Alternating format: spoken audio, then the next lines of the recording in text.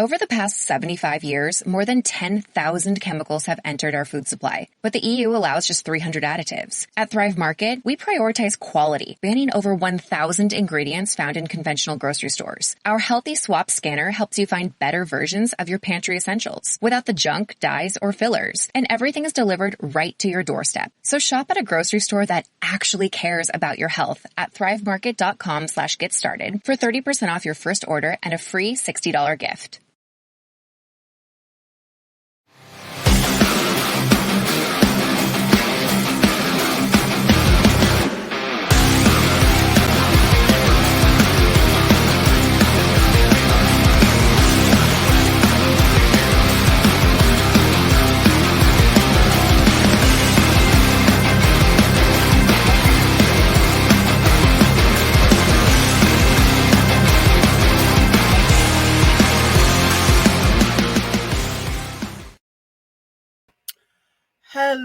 Hello, everyone. It's your girl, Gabrielle. Welcome to a brand new episode of Hot Topics. If you are not familiar with this show, let me tell you what this show is about.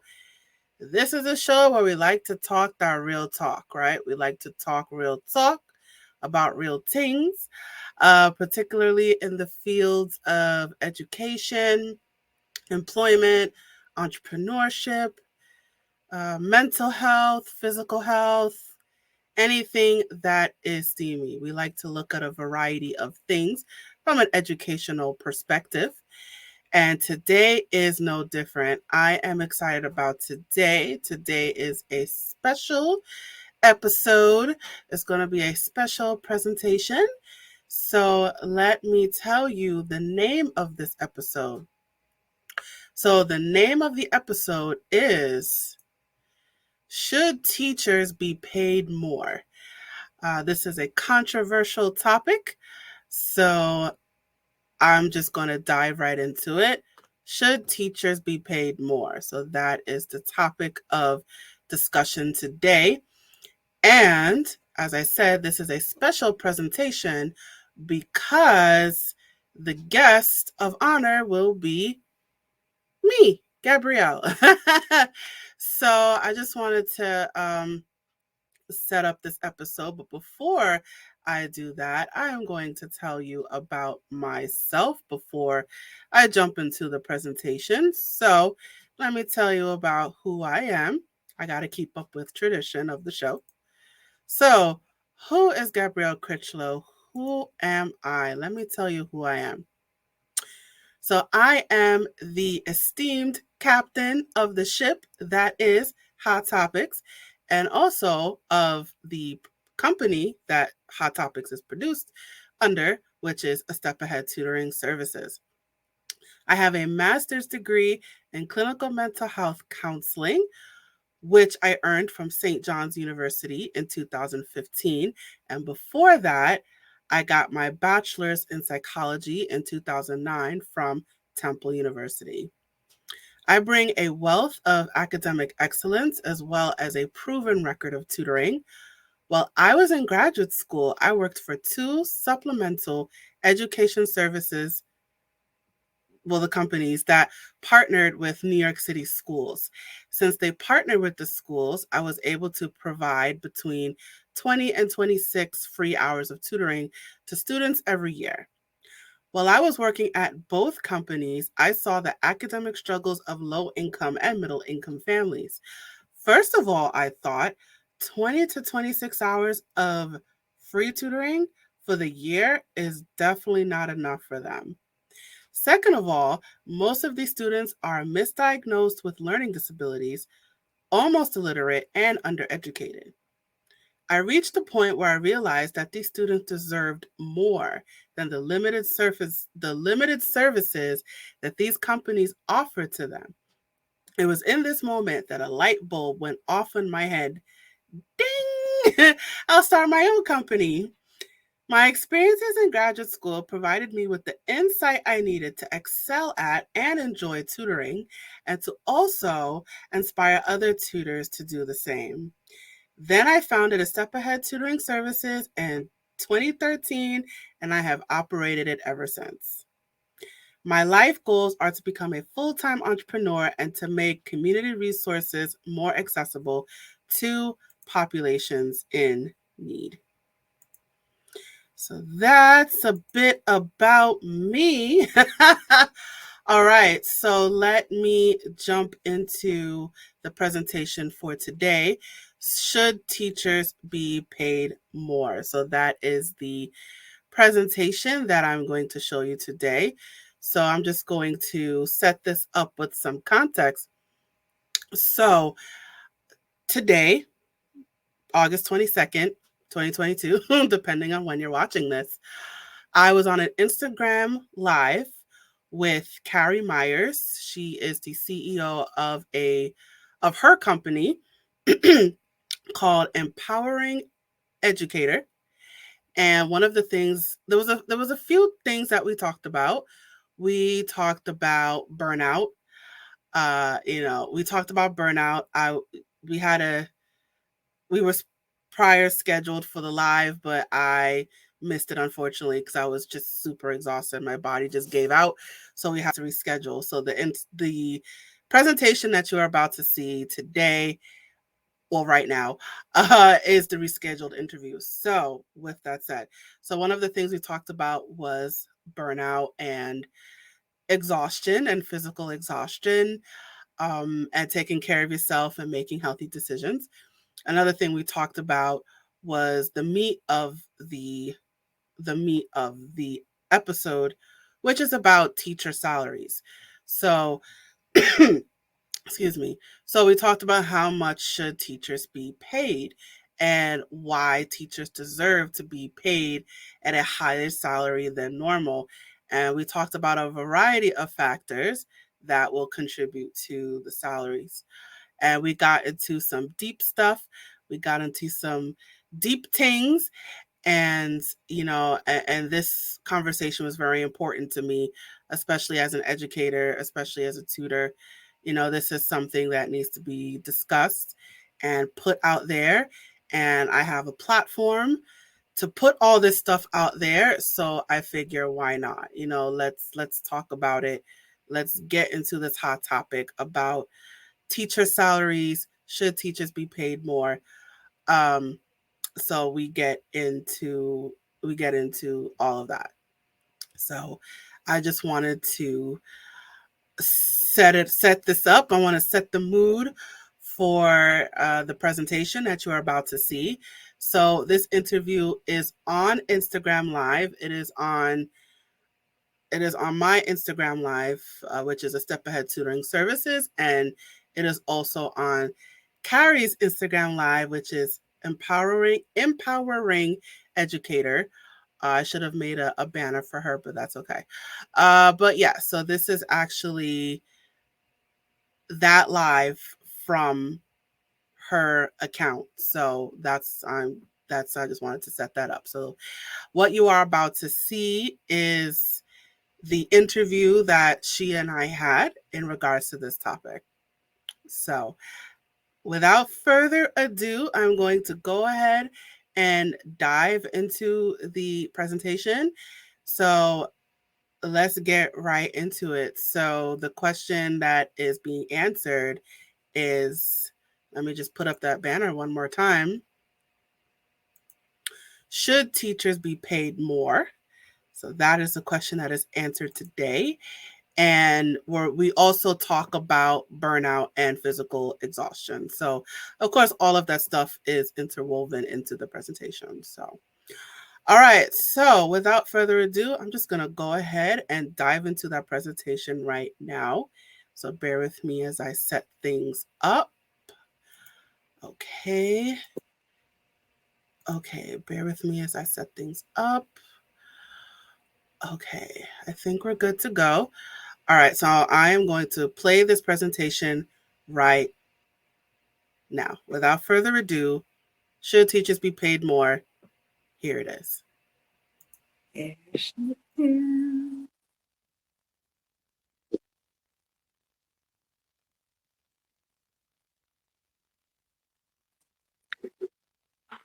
All right. Hi. Okay. We All figured it right. out. Yes. All this technology stuff. Okay. Here we are. Hi, Gabrielle. How are you? I'm good. How are you? All right. It's been a while since we've talked. So, what's been going on in your life? What do you want to talk about today? Um, I guess a lot. I'll start off with, and I'm trying to see, do I look up? Okay. I guess I'll start off with an apology. I apologize for missing the previous session. I was wiped out. I was just really exhausted, and I just couldn't really move. So, um, and by the time I checked my phone, I realized I missed the appointment. So, I do want to apologize for that.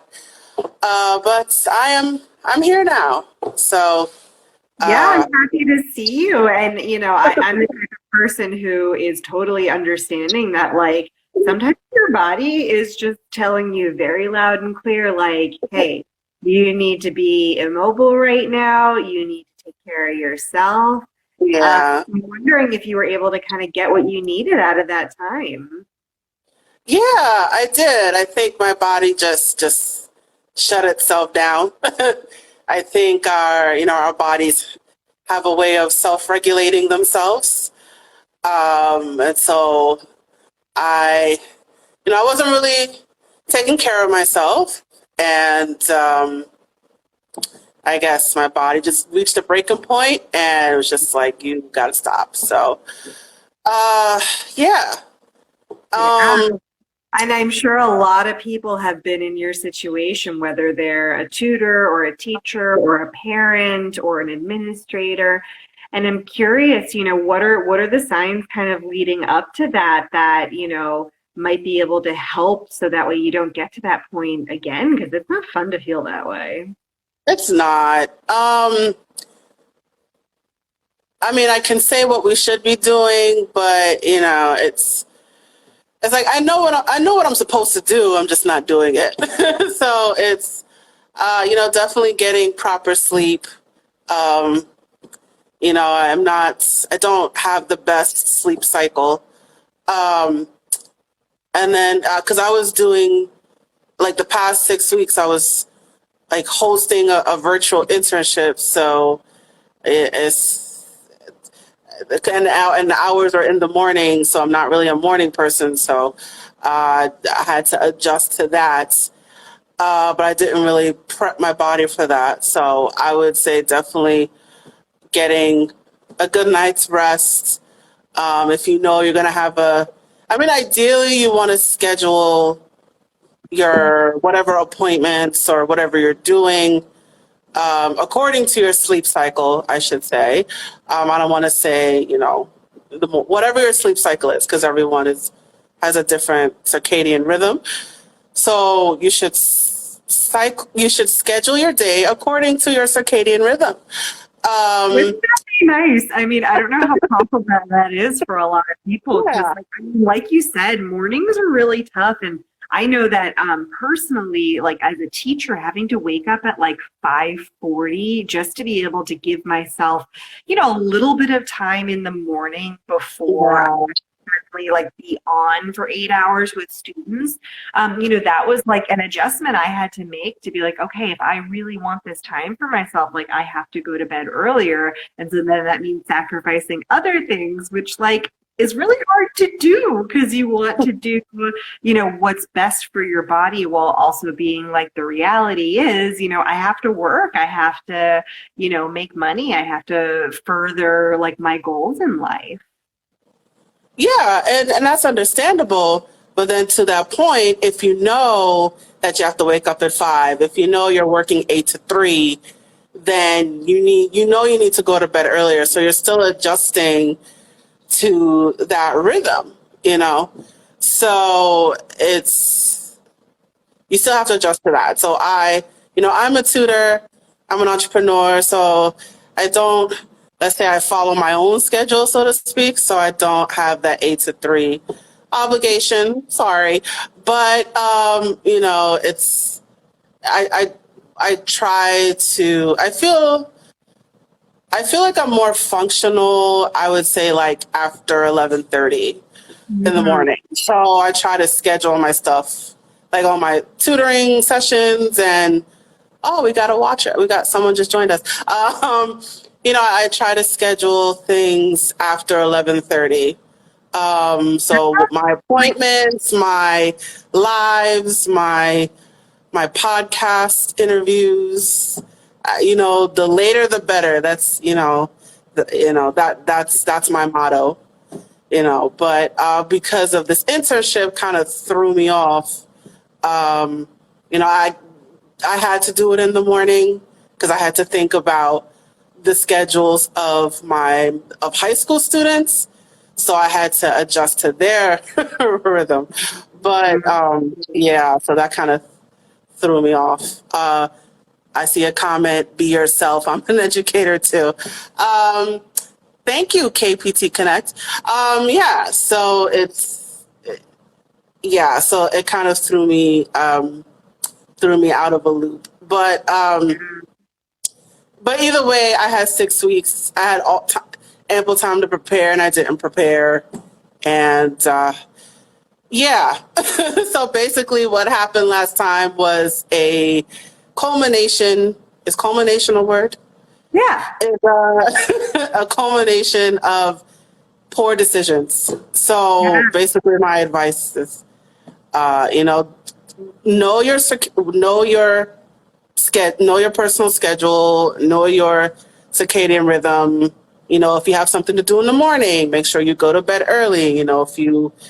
If you're a night owl, make sure you gotta adjust accordingly.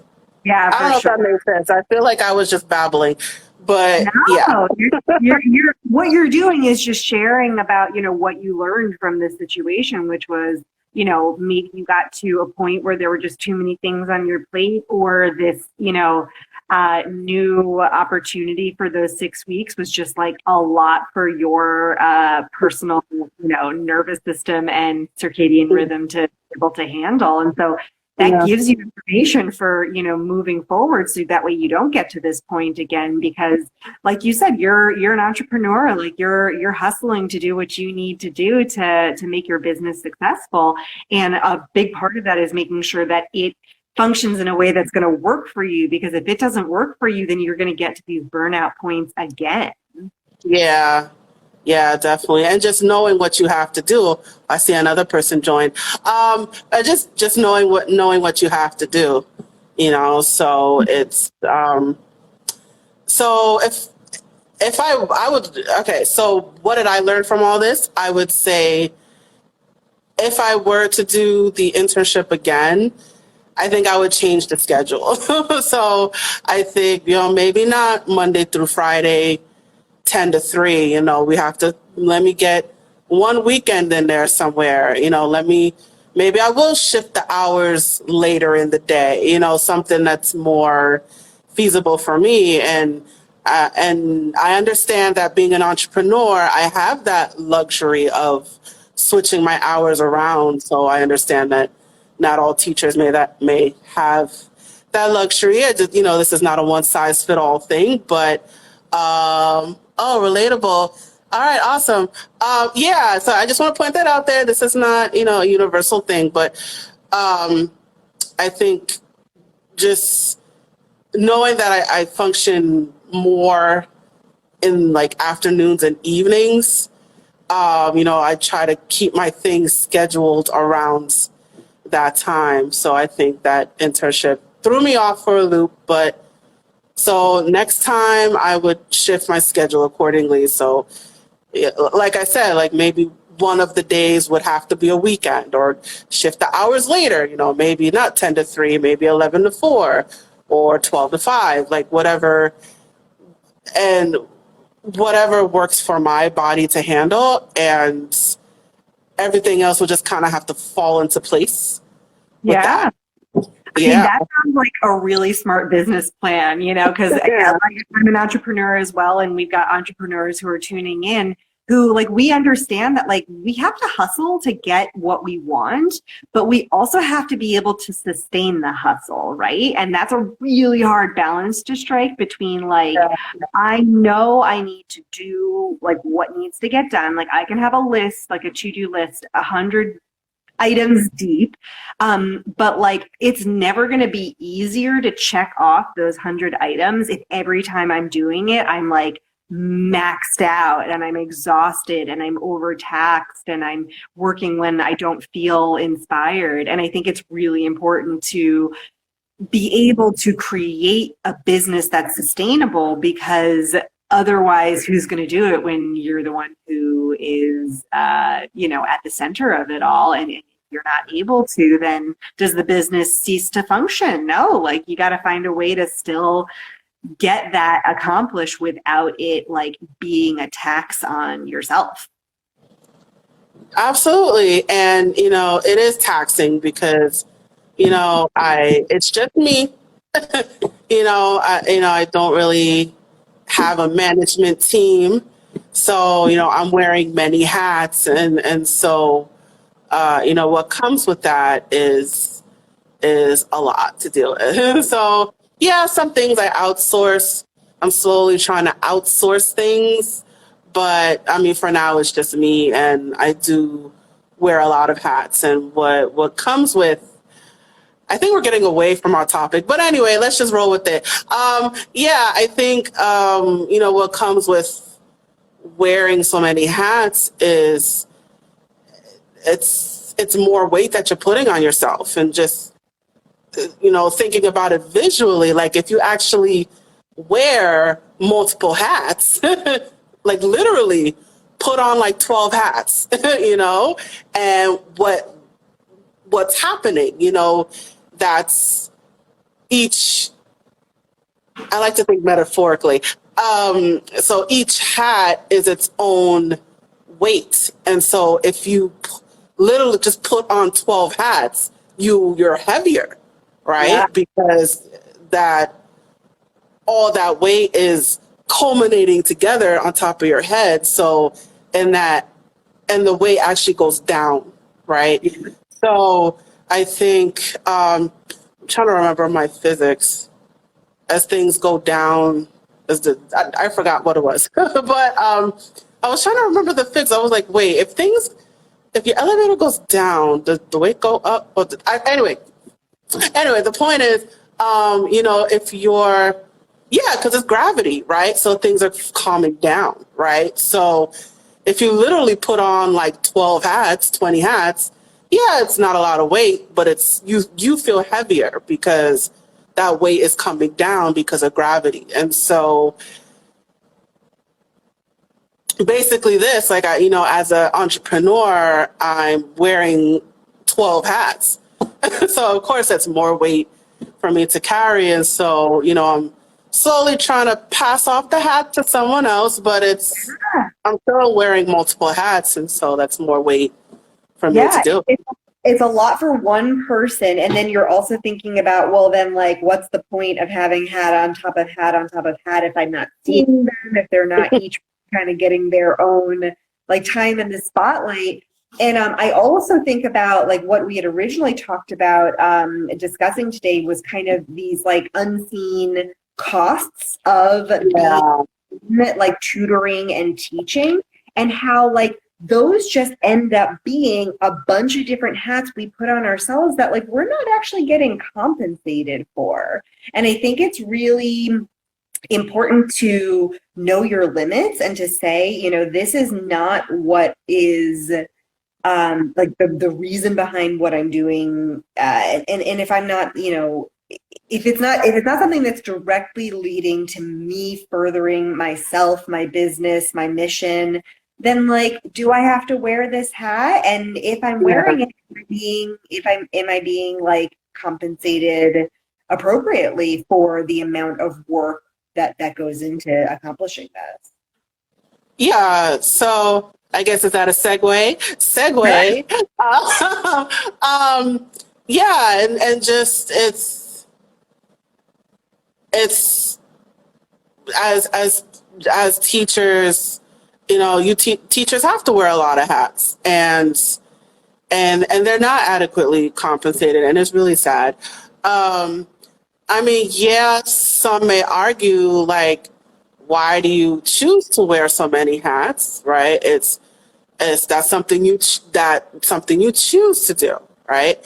And I mean, I kind of see that argument, but there are things that are beyond the control of the teacher, I think. And, you know, there's systems in place, and sometimes other people are putting hats on your head, and we have to acknowledge, you know, that there are systems beyond the control of the teacher. And then I do agree that there are things that the teacher themselves can control. There are things outside the teacher that are out of their control, and so that's something that we have to acknowledge as a society and as a nation. And I think teachers should be adequately paid for and compensated for that. And I had someone on my podcast who talked about education reform, and I asked him, like, you know, I like concrete answers. So I'm like, because he said like teachers should be paid more. So I said, how much? Like, you know, I'm like, give me a number. And he said they should be paid the same as college professors. So I can't really quote. I don't know how much they get paid. No, they get paid a lot. It depends on I'm thinking like college faculty, like, yeah, depending on the college, I think I want to say they can be six figures. I might be wrong about that. But I think it like, depends on a lot of different factors. yeah. So, you know, college faculty, especially if you have tenure, you know, if you have a PhD, you've been in the school for a while, yeah, you can be in the six figures as a college professor. So, or well, not just a professor, but on the actual like administration. I think I'm thinking administration, college administration. They may be paid more than an actual college professor, but the numbers are still pretty high. Yeah. So it's, you know, and he's like, well, teachers should be paid at the same level. That's pretty interesting. Yeah, I think so. And I think it's worthwhile to, you know, enlarge that conversation, because people hear that and they're like, I don't know, they might have like some kind of bias against teachers because of their own experience. But Yeah. what I think is so important is to actually shift the conversation and wonder, like, well, what's possible if a teacher is actually paid what they're worth, like for the amount of time, energy, and effort that they put into, you know, planning, grading, conferences with parents, you know, meetings and faculties, additional tutoring, club supports, coaching, you know, all those extra things. Like, if a teacher was paid more, that just gives them the opportunity to like maybe pick up lunch for themselves and not have to like cook in the middle of the week because they're really busy, and they don't have to worry about like, will they be able to pay their credit card off at the end of the month, you know? Like, that just the freedom of saying like, well, what do I need to be supported? I need to eat, but I'm worried that this is like costing a lot, or, you know, the environmental impact. But then you get to say, oh, if I have like money that isn't devoted only to like my barest living expenses, then like I can be supported to then be able to show up better for my students. Absolutely. And I think, I guess, and thinking about this topic more, I guess, I feel like in a way I was going back and forth because, yeah, you know, teachers should be paid their worth. And I guess the question is, what is that? And, you know, what I said about my guest who's like, well, pay them the same as a college professor. But I guess my pushback against that is, college professors, I know you need at least a master's. I think master's is like a part-time faculty. Full-time faculty, I think, is PhD. I think. Someone correct me on that. But even if it's kind of assumed that you have a PhD in order to teach college level. So for you to be paid on the same level as a college professor, when like elementary, middle school, high school teachers, they may easily just have a bachelor's or an associate's. I guess that's kind of my pushback against that is, it's kind of assumed that college professors have higher degrees, and they have the option of tenure. I don't know if that applies to like high school or middle school. So there's more perks that comes with teaching college as opposed to teaching high school. So I guess that's kind of the pushback about maybe, I don't know about the same level as a college professor, but maybe like slightly lower. That's just kind of my thought with that. What are your thoughts? Yeah, I mean, I always think about sort of that like pay scale that you get when you start a new job. Like I know at the 3 different schools where I worked, we kind of got like your years of experience were along one side, and then your degree, like your level of education was across the top, and then you kind of just coordinated to figure out like what was your starting salary.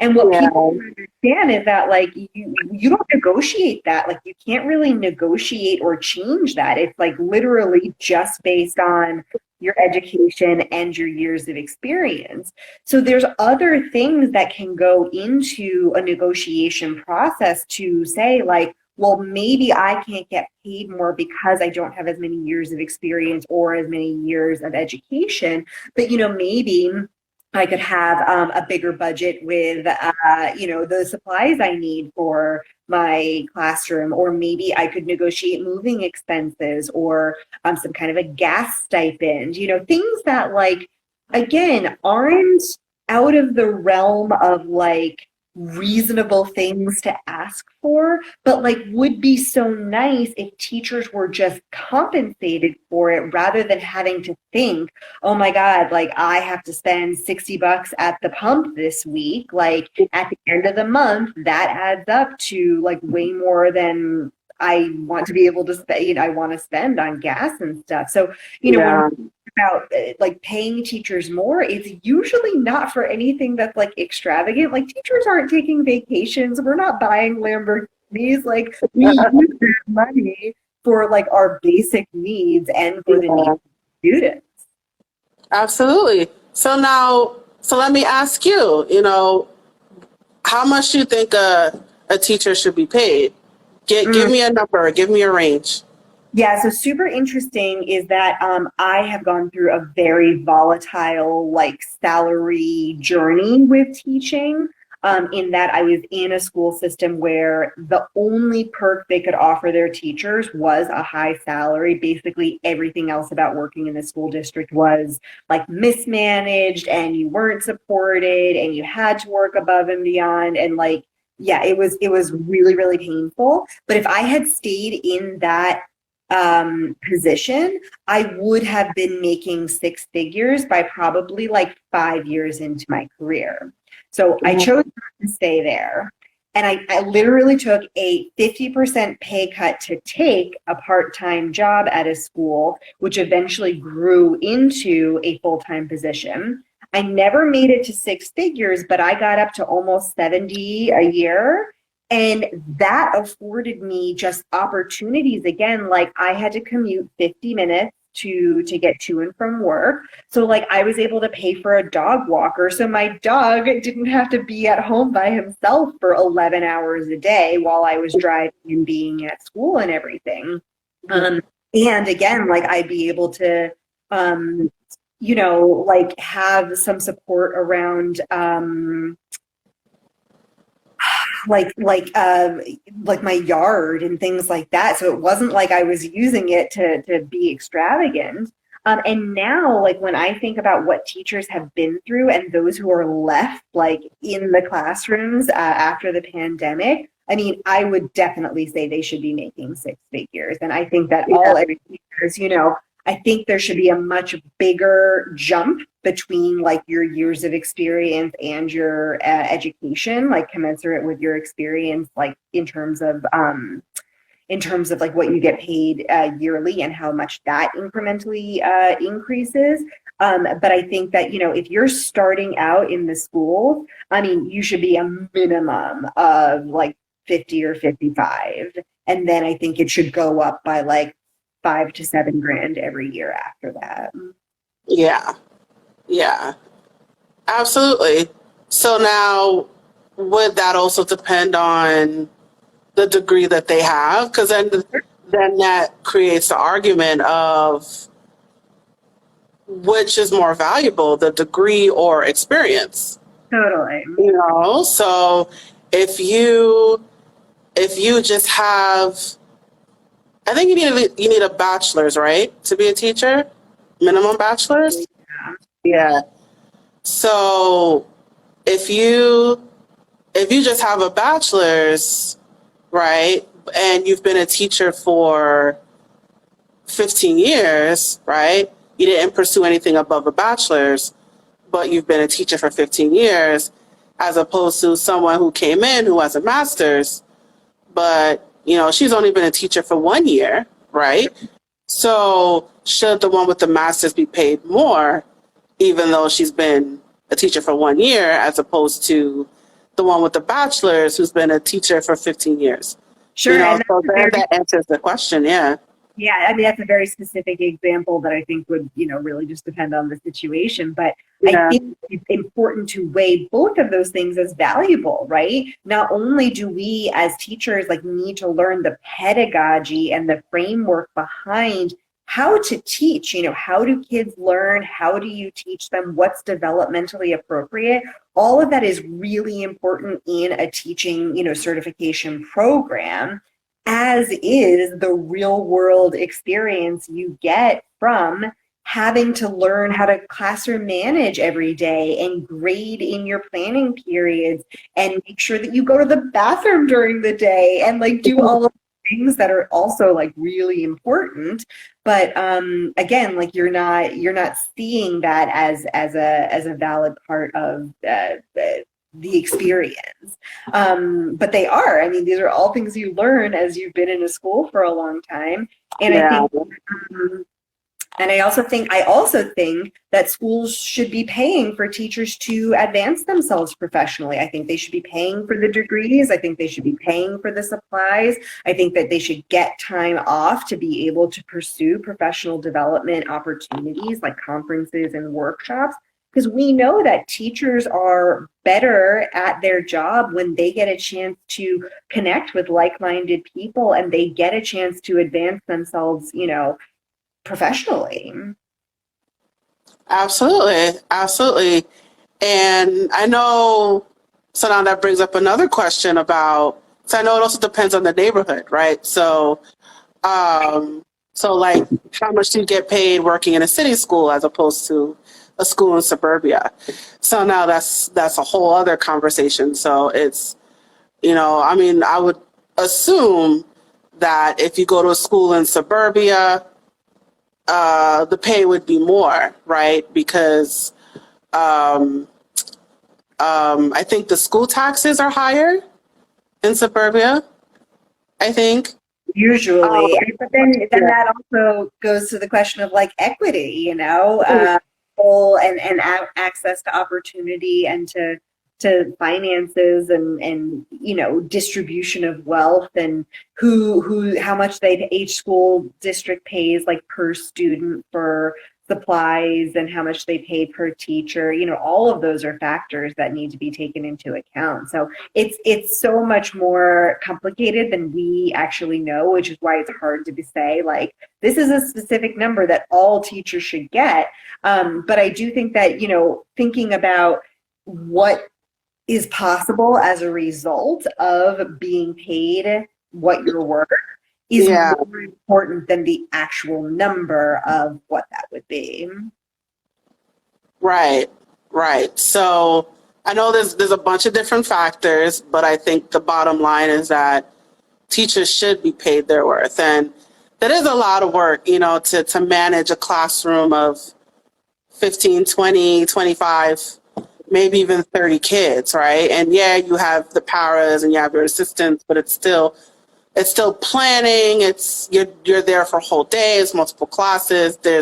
You're dealing with parents, and it's a lot, and the school system itself is, what's the word I'm trying to say? It is a system, right? So it is, this is my opinion, but I think school is scheduled to work like an actual work day. So I think there's a conspiracy behind schools, but I think it just, the fact that this public schools, private schools, charter schools, it's operated as a system, right?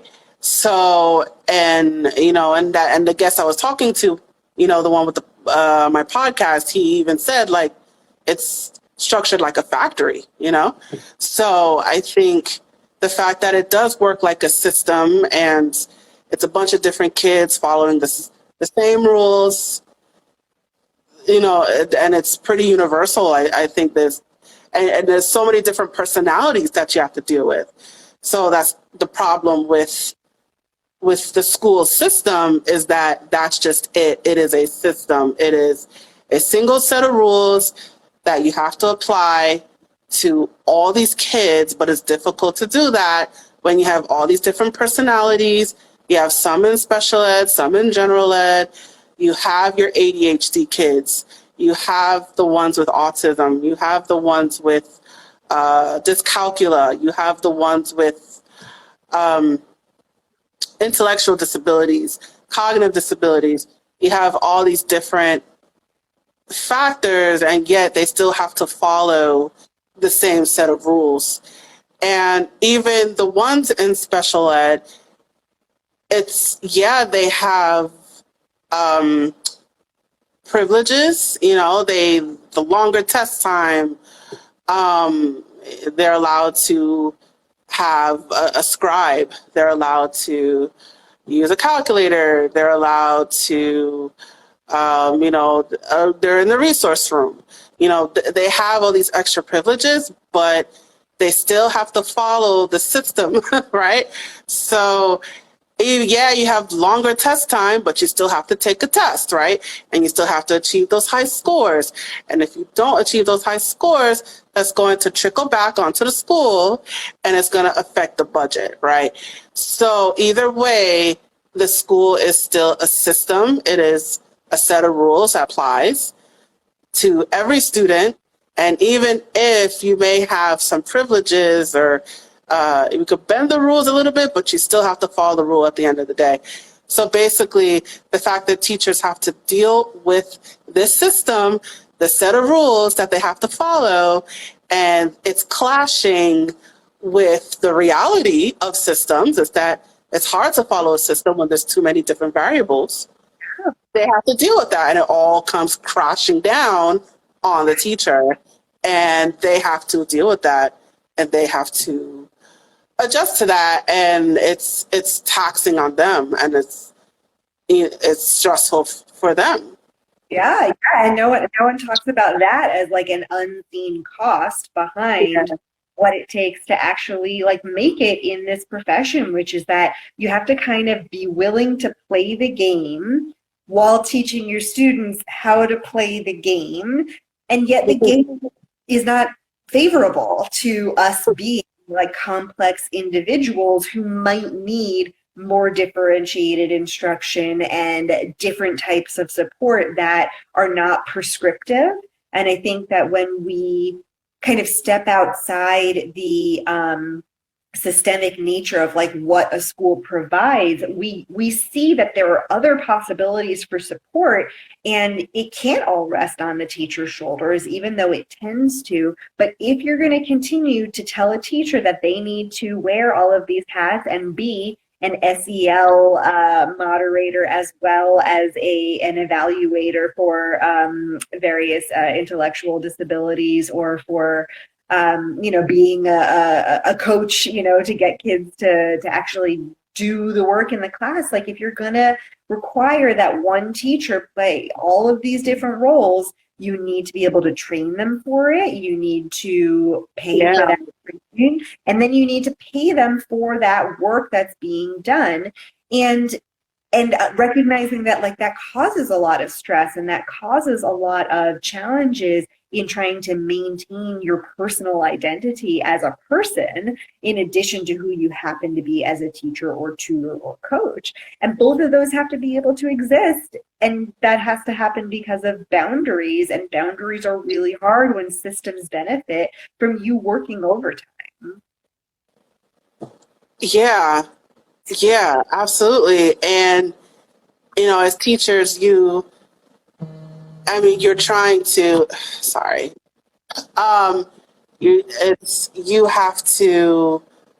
it's expected that whatever work that you're doing it within the 8-hour day.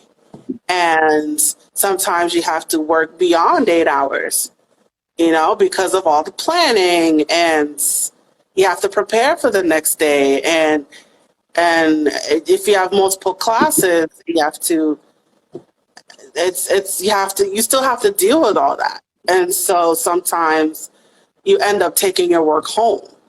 Like, it's similar to this one job I had on the ACT team doing social work, right? Yeah, you have to go make all these home visits, and it's expected that you got to do it within the 8-hour day. But when you have your coworker who's out sick, or they're doing something else, and you're picking up their load, now you have extra visits, right? And you end up working beyond the work day, and you're still expected to get the job done. It's like, really? So I know it's two different worlds I'm talking about, but I imagine that with teaching, it's kind of the same thing. So, sorry, I just see an alert. So I imagine it's the same thing. Like, you have to create all these plans for your students, and should a teacher call out sick, you may have to pick up the other teacher's students. So now that's more work that you have to do, so it. And that leads to what we started the conversation on, which was burnout. That leads to trying to be all the different things for all the different people, going above and beyond. And that means that we then stop showing up for ourselves, even when we know what the right thing is to do, and we know what our body needs to be able to function. We still have to play by the rules of this system, and, figure out how to thrive in it and be successful in it, while also, like, taking care of ourselves. And I feel like if that is not, sort of a central tenet to being in a teacher, tutor, coach role, then you're probably going to burn out, because you're going to end up taking on too many things and thinking that you can accomplish everything, when the reality is there's a lot of things that we're not supposed to take on, even though the system kind of makes it happen. We get to kind of choose after a while, if something isn't serving us anymore, to be like, okay, I'm going to say no to that this time around. So I think it's really important that we take care of ourselves, we know our limits, and we make sure that we are finding value in ourselves, so we can ask for worth, and then hopefully be able to show up better for our students. Yeah, and then there's things that we can do to make things easier. It's, you got to take care of yourself, take your bathroom breaks, make sure you eat. I know it's easy to skip breakfast, and I've done that way too many times. I'm just going to skip breakfast. Sometimes I go a whole day without eating anything, and it's daunting. And I know there's that adrenaline rush when you're teaching, but then eventually you crash when it's all done. And then it's like, oh my God, I haven't eaten for the day. So you got to force it. It's like working against the current. It's like you have to push yourself to take care of yourself. You have to stop everything and let me take this break. Let me eat something. Whatever it is, this can wait later. This doesn't have to be dealt with now. So it's prioritizing things. Do I need to be doing this right now? Can this wait? How can I create a plan that maybe doesn't involve so much effort and, not so much of my time? How can I get other students involved in the plan? Maybe assign student leaders, something like make little subgroups and assign a leader. Like, what can I do to make it easier on myself? Absolutely. So,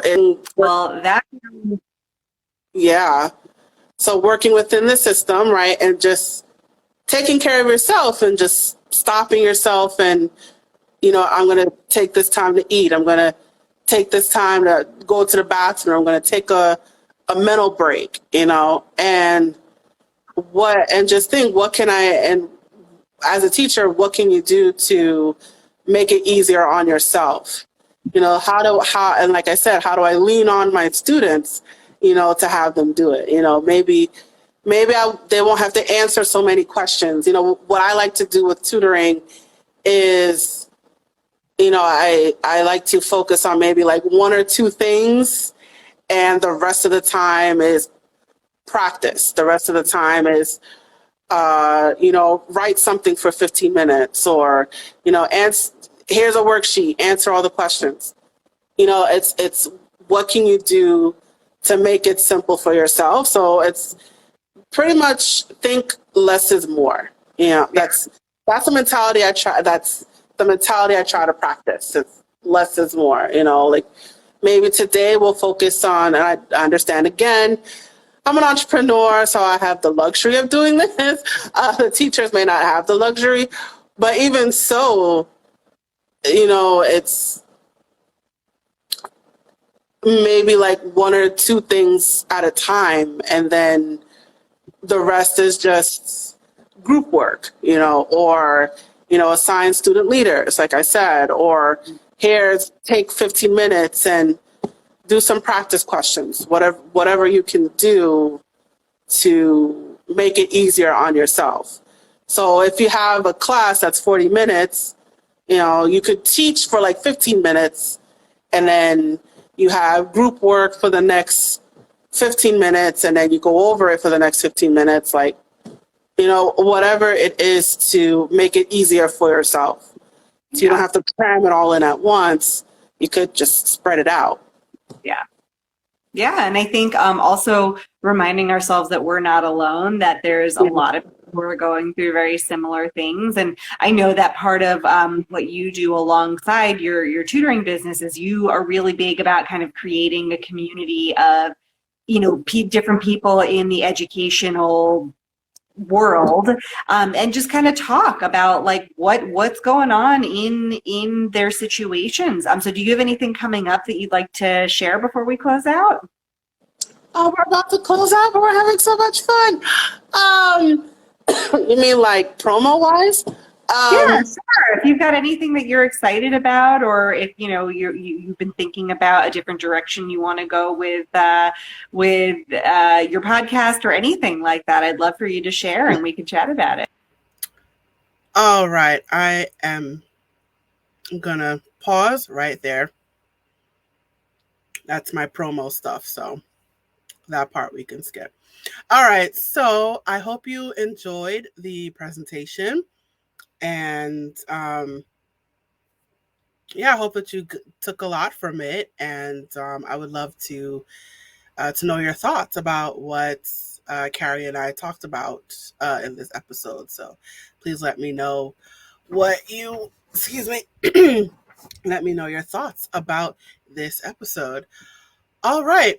So with that said, I'm going to conclude right here. We may go a little over time, but that is okay. So I'm actually going to conclude right here. All right, you guys. So we have reached the conclusion of our episode.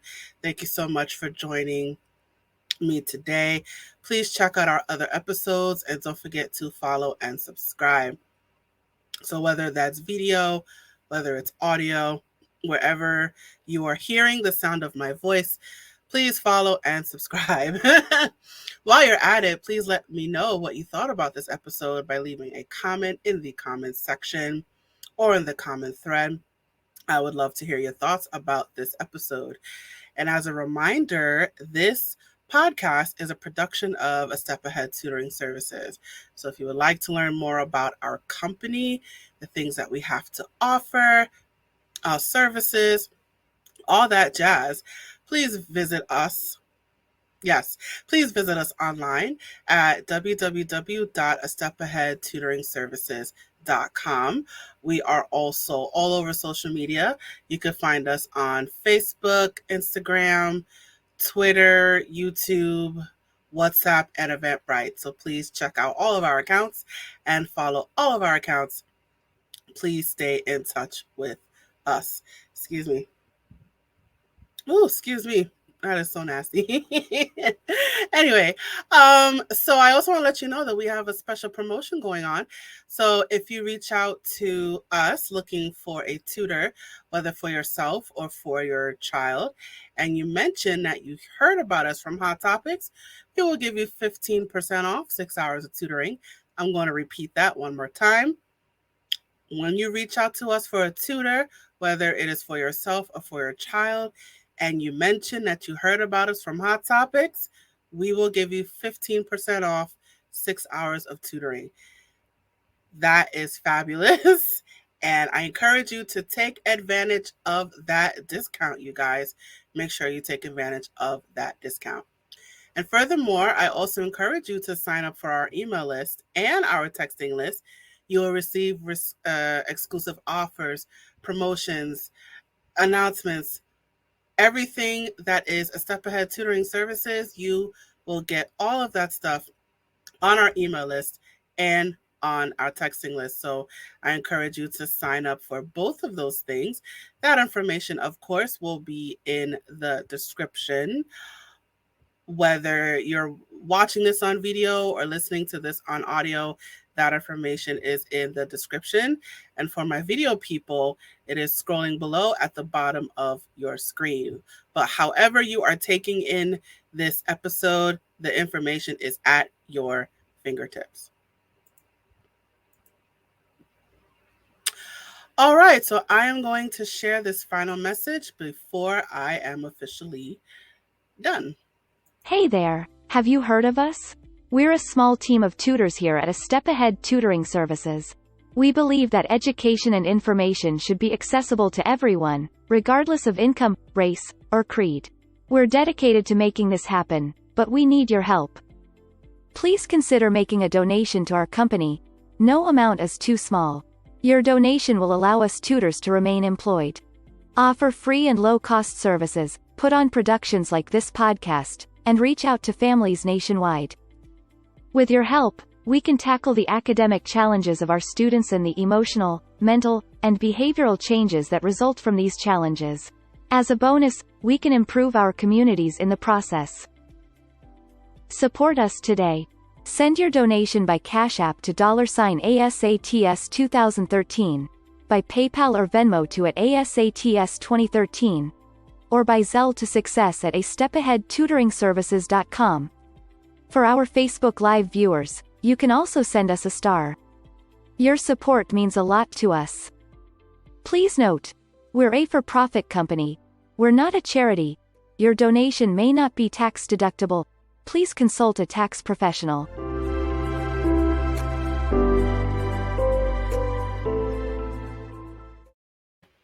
All right. Thank you so much for joining me today. I look forward to seeing you at the next episode.